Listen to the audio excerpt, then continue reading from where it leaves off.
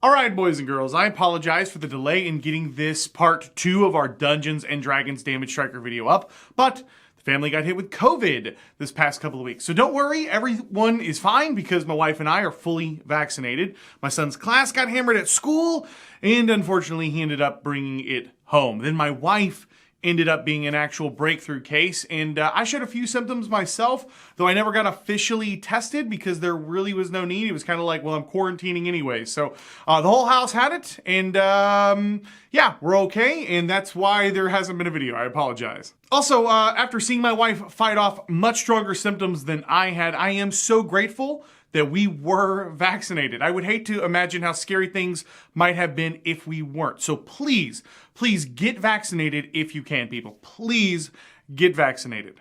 Okay, so jumping back into D&D 5e stuff. Today's video is the second part of our how to master being a damage striker for your 5e party. If you haven't seen the first video, I'll throw a link to it down in the description below. And I'd highly recommend you give it a watch, as it covers a lot of little details on positioning, along with some additional tips that you'll want to know. But today, we're picking back up with the remainder of our striker role, and let's just get right into it. Along with positioning, the next most important tactic we need to master is choosing the best targets for our furious assault.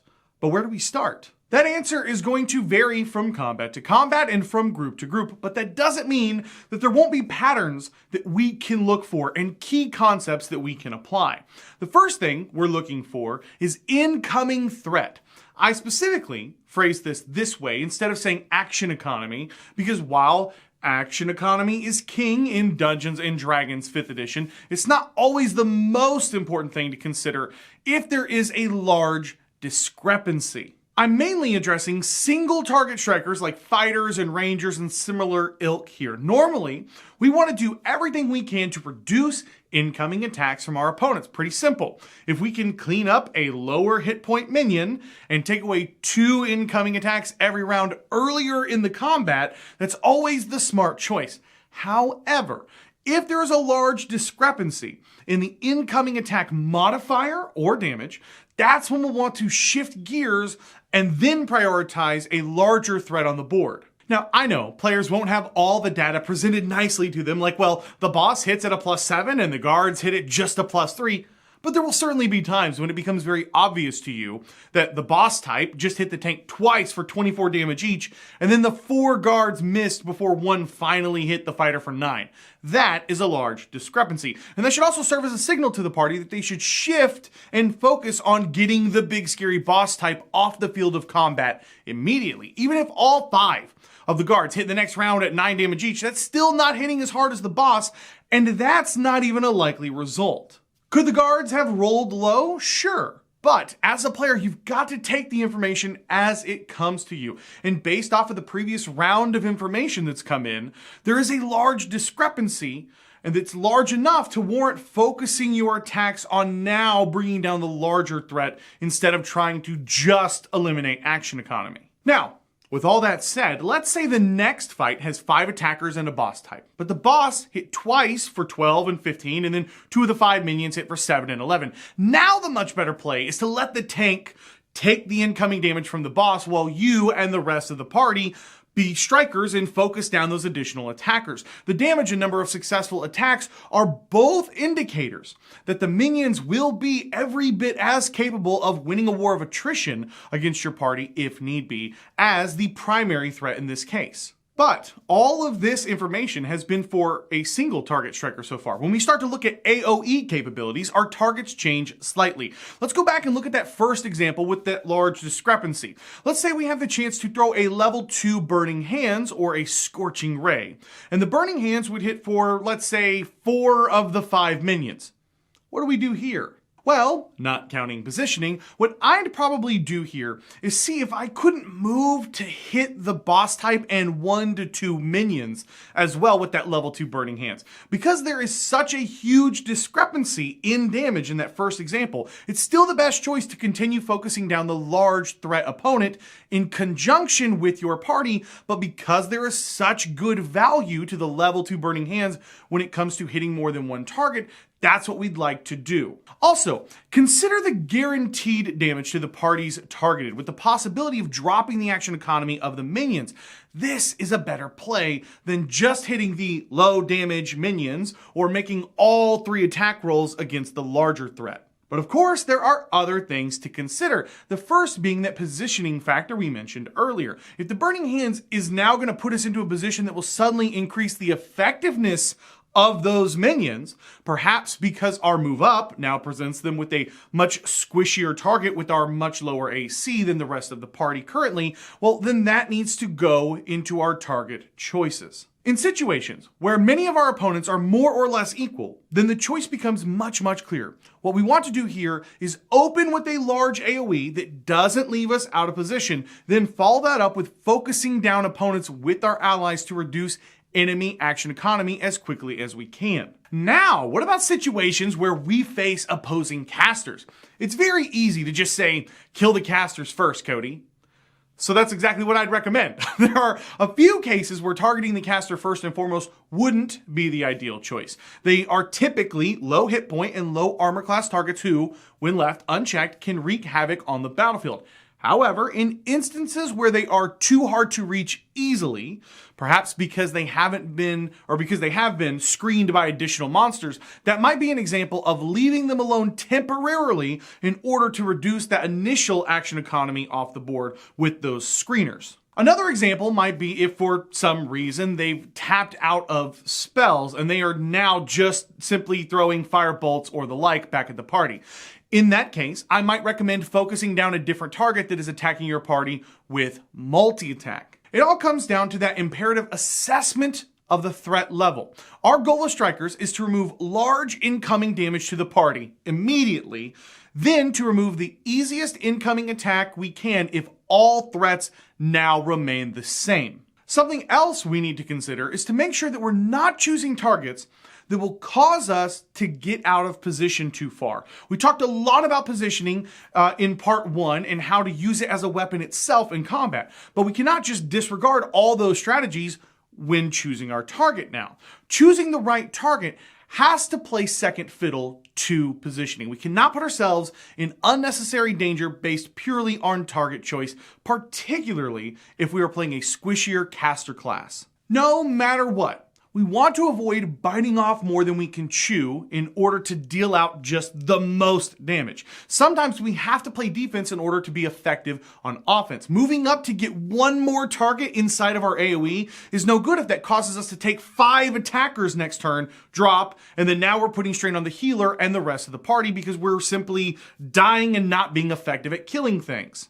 And the last thing I want to talk about for choosing targets is a simple reminder that it is always better to attack the same target than a different one. It can be very tempting to see the tank move up and take on 1 or 2 enemies, and then you, in turn, move up as a monk and start attacking enemy number 3. It's such an obvious thing to do, right? I mean, while your team takes on those guys, you get to take on this one. But this is the wrong choice 4 out of 5 times. It's almost always better to just instead help the tank focus down an enemy as quickly as possible to remove those incoming attacks ASAP. The exception to this rule is if, by leaving that third enemy to attack freely, they then begin focusing on the squishier party members like the healer in the back. But this rule applies to warlocks and sorcerers too. Don't spread around your damage unnecessarily. Jump in and tag team single targets with your fellow party members before trying to solo your own enemy.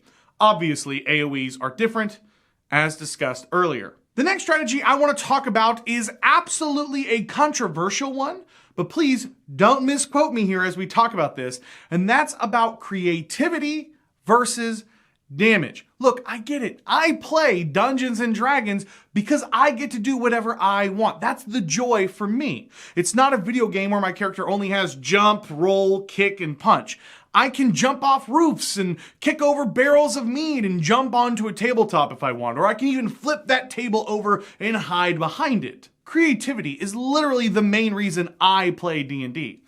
But there is a time and place for those things. And more than once, I've seen players try to overcomplicate choices inside of a combat and watch as those choices come back to bite them in the ass or drag on a combat 25 minutes longer than it should have been because they were just trying to get too cute. I'm not here to stifle anybody's creativity in combat, okay? But more than any other role in the party, if you're going to spend your action doing something silly and crazy, instead of just doing what you do best, aka dealing out that damage, maybe rethink and see if this is the right combat to do that in. If your party is pressed against a really terrifying foe or a large force, perchance, you might want to reconsider and just focus on dealing out a large burst of damage to help your party survive. And just for the record, just because a lamp might have a little bit of lamp oil in it and you splash it on the big bad evil guy doesn't mean I'm going to let you instantly win with an immediate death as the dungeon master. Why? Because I sure as hell am not going to let my big bad evil guy do that to your character either. And most, if not all, DMs will probably rule those things in that moment in a similar fashion. I'm not saying that they won't let you do creative stuff at the table or that I won't by any means. But if you think you're going to instantly kill or knock out a 140 hit point monster just because you threw a net over it and lit the net on fire, you're probably going to be disappointed. However, if you manage to get them in that perfect spot for a clever pile of logs to come rolling down the hill and crush them under thousands of pounds, okay, that's a different story then. All I'm saying is, if our job is to deal out heavy damage, and our DM may or may not have balanced the encounter taking that potential damage into account when they did so, and then suddenly we're spending actions doing 0 or almost 0 damage because we're trying to sort through our bags like Inspector Gadget in the middle of combat, look, that could hurt the team in a very quick fashion. Which brings me to our next strategy, utilizing additional actions in combat. This is sort of a good news, bad news strategy for us because, unfortunately, many of the different actions we can take in combat, particularly for Dungeons & Dragons 5th edition, simply are poor substitutes for just attacking with extra attack or casting a spell. I would highly advise against trying to pull off maneuvers like disarming an opponent, trying to trip them up, or trying to pin them down in exchange for your attacks. The harsh reality is, with how opportunity attacks work, these things, even if successful, just don't do much in 5e. However, there are 2 actions in combat that strikers should learn to use more than they currently do.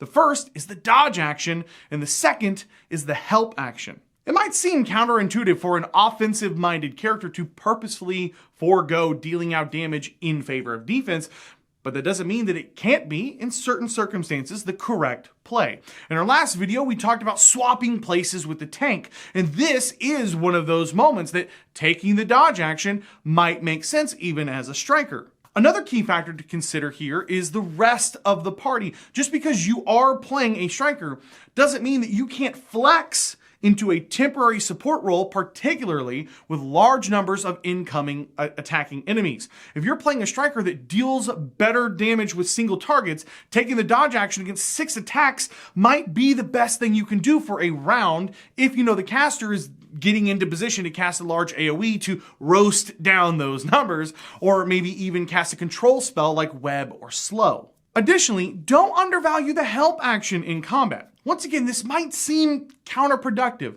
but it's all about understanding the situation.